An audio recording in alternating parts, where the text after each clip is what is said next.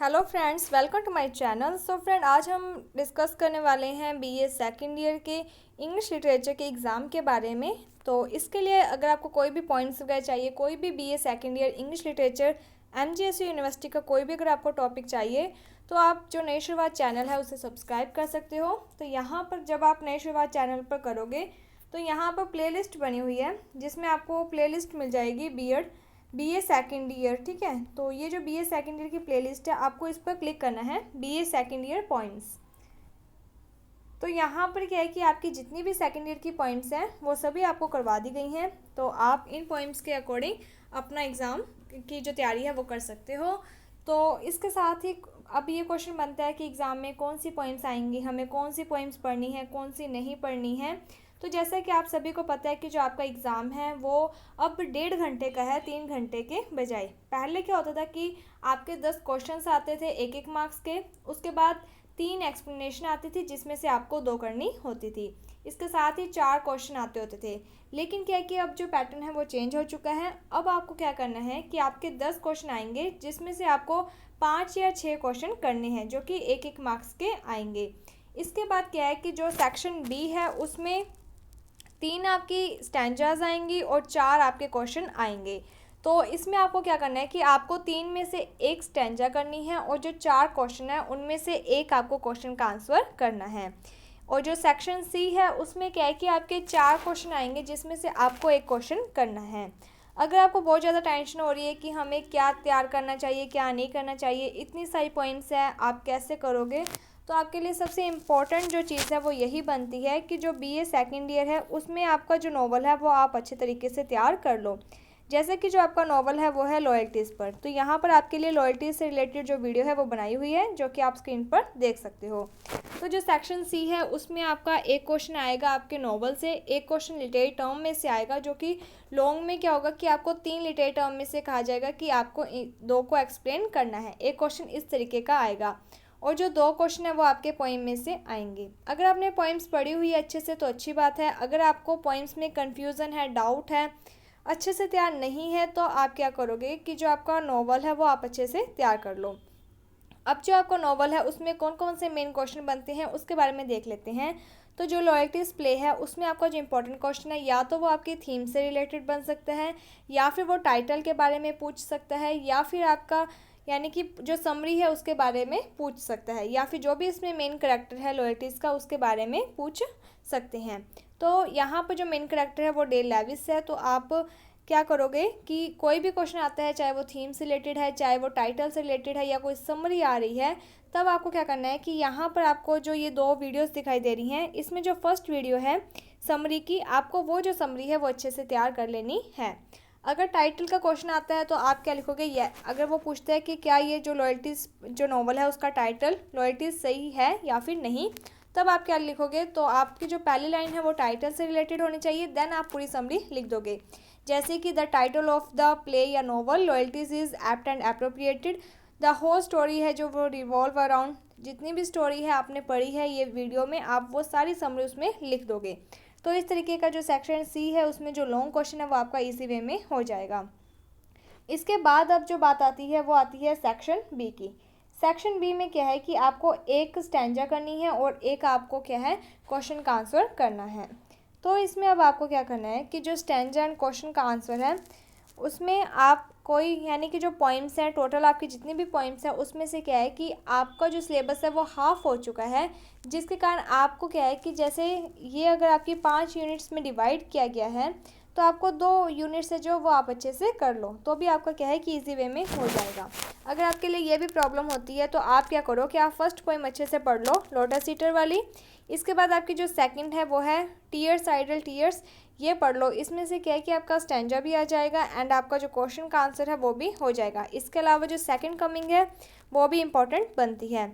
Going point है जो वो काफ़ी छोटी है, इसमें से कम ही क्वेश्चंस पूछे जाते हैं। तो बस आपको क्या करना है कि ये जो भी पॉइंट्स हैं इनके ऊपर ऊपर से आप समरी पढ़ लो। अगर आपने समरी पढ़ ली है तो आपका इजी वे में हो जाएगा। क्योंकि एक क्वेश्चन जो आपका सेक्शन सी है उसमें लॉयल्टी से एक क्वेश्चन सेक्शन सी में भी पूछा जाएगा, और जो सेक्शन बी है उसमें भी क्या है कि एक क्वेश्चन आपका लॉयल्टीज़ प्ले में से ही पूछा जाएगा। अगर आपने जो लॉयल्टीज़ प्ले है वो अच्छे तरीके से तैयार कर रखा है, तब क्या है कि आप सेक्शन बी का क्वेश्चन भी कर सकते हो और जो सेक्शन सी है उसका क्वेश्चन भी कर सकते हो। पॉइंट्स आपको बस इतनी ही पढ़नी है कि जो स्टैंजा आती है वो आप अच्छे से कर सको। वो भी आपके 3 आएगी, 3 में से आपको एक ही स्टैंजा करनी है। एंड इसके अलावा छोटे छोटे जो क्वेश्चंस हैं 10 में से आपको 5 करने हैं या 6 करने हैं। उसमें से भी एक क्वेश्चन आपका लिटरेरी टर्म में से आएगा एंड एक क्वेश्चन आपका लिटरेरी हिस्ट्री में से आएगा। मेनली जो रिनेसेंस है उसी का क्वेश्चन पूछा जाता है कि व्हाट इज़ रिनेसेंस। एंड इसके अलावा क्या है कि आपका जो लॉयल्टीज प्ले है उसमें से एक क्वेश्चन पूछा जा सकता है। तो इस तरीके से 3 क्वेश्चन आपके पोइम्स के अलावा पूछे जाते हैं। इसके अलावा क्वेश्चन है जो वो पोइम में से पूछे जाते हैं। तो अगर आप थोड़ी बहुत भी पोइम्स पढ़ लेते हो तो उससे क्या होगा कि आपके जो वेरी शॉर्ट क्वेश्चन है 1-1 मार्क्स के आपके वो क्लियर हो जाएंगे एंड इसके साथ ही जो स्टैंजा है वो भी क्लियर हो जाएगी। स्टैंजा में ज़्यादा लोड लेने की ज़रूरत नहीं है। स्टैंजा में आपको क्या करना है कि आपको बस ये पता होना चाहिए कि ये लाइंस कौन से पोइम में से आई है। तो वो तो आप इजी वे में पता कर ही सकते हो, क्योंकि आपकी जो सोराब एंड रुस्तम वाली जो पोइम है आपको वो पढ़ने की ज़रूरत नहीं है, आप उसे मत पढ़ना, छोड़ देना। और जो गोइंग पोइम है ये बहुत ज़्यादा छोटी है, अगर आप इसको नॉर्मल वीडियोस आप ये वाली देख लेना सभी। इससे क्या होगा कि आपके अंदर यानी कि एक पोइम के बारे में आपको पता चल जाएगा कि हाँ ये पोइम किससे रिलेटेड है। तो आपको लाइंस का थोड़ा ध्यान रहेगा, तो आप इसी वे में बता सकते हो कि कौन सा स्टैंजा कौन सी पोइम में से आया है। सबसे इम्पोर्टेंट चीज़ ये है कि आपको हर एक पोइम का नाम और उस पोइम का जो पोइट है या पोइट्रेस है उनका नाम आपको पता होना चाहिए। अगर कोई भी जैसे स्टैंजा आती है तो आप स्टार्टिंग में लिखोगे रेफरेंस में आपको लिखना है this lines have been taken from the poem. फिर आपको पोइम का नाम लिखना है, पोइम का जो नाम है उसको आपको इन्वर्टेड कॉमा में करना है और उसे अंडरलाइन करना है। उसके बाद आप लिखोगे रिटन बाय, फिर पोइट का नाम, पोइट के नाम को भी आपको इन्वर्टेड कॉमा में करना है और उससे क्या है कि आपको अंडरलाइन करना है। ये लाइन लिखने के बाद इन दिस पोइम यानी कि आप ये लिखोगे इन दिस लाइन्स या फिर in this stanza the poet says that. फिर आप देखोगे कि वो स्टैंजा मतलब कौन सी पोइम में से आया है। अगर आपको वो स्टैंजा है जो उसकी समरी अच्छे से नहीं आती है, आपको ये पता है कि कौन सी पोइम में से आया है, तो पोइम्स की जो भी आपको 3-4 लाइनें अच्छे तरीके से आती हैं, जो भी उसकी मेन थीम होती है वो आप उसमें रेफरेंस में 3-4 लाइन्स आप लिख देना। इसके बाद आप लिखोगे स्टैंजा यानी कि एक्सप्लेनेशन में आप लिखोगे this lines in this lines the poet says that. ये लाइन लिखने के बाद आपको क्या करना है कि वो जो स्टैंजा की लाइन है वो क्या है कि आपको एक पोइट्री वे में दी जाती है, उसे आपको क्या है कि एक सिंपल वे में आपको बताना है, यानी कि वही जो लाइन्स है वो आप लिख देना। इसके अलावा पोइम में जो भी आपको मेन बातें पता होती हैं आप नीचे वो वाली लाइन्स लिख देना। जो स्टैंजा होता है उसमें मेन यही चीज़ देखी जाती है कि आपको पोइट का नाम और पोइम का नाम याद है या फिर नहीं।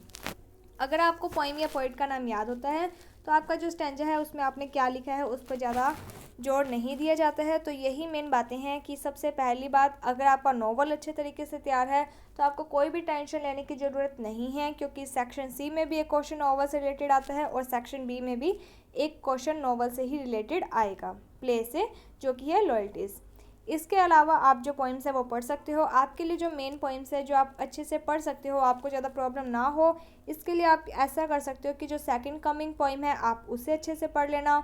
इसके अलावा यहाँ पर जो स्प्रिंग एंड फॉल जो पोइम है आप उसे भी अच्छे तरीके से पढ़ सकते हो। एंड जो फर्स्ट पोइम है the lotus eater and second poem, ये 4 जो पोइम्स है ये आप अच्छे तरीके से पढ़ लेना। जो गोइंग पोइम है ये आप ऊपर से देख लेना, 5 मिनट की ही पोइम है, इतना आपको नहीं होगा स्ट्रेस इसको पढ़ने में। तो ये जो 3-4 पॉइंट्स हैं इसे आप अच्छे से पढ़ लेना, इसमें से भी क्वेश्चंस पूछे जा सकते हैं। अदरवाइज़ आपने अगर नॉवल की तैयारी अच्छे से की हुई है तो आपको कोई भी लोड लेने की ज़रूरत नहीं है।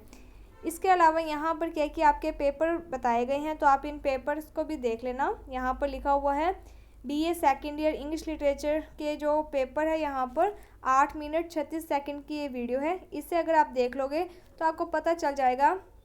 वैसे ये जो पेपर है ये पिछले साल का नहीं है, ये 2017 का पेपर है मे बी। एंड इसमें क्या है कि आपको वो पैटर्न तो नहीं पता चल पाएगा, लेकिन हाँ इसमें आपको इतना ज़रूर हेल्प हो जाएगी कि जो स्टैंजा है वो कैसी आती है, या क्वेश्चंस है जो वो लगभग क्या है कि नॉर्मल यही पूछे जाते हैं कि कोई भी अगर पोइम है उसके आपको क्या समरी अच्छे से आनी चाहिए। अगर आपको समरी आती है तो आप जो क्वेश्चन है वो कर सकते हो।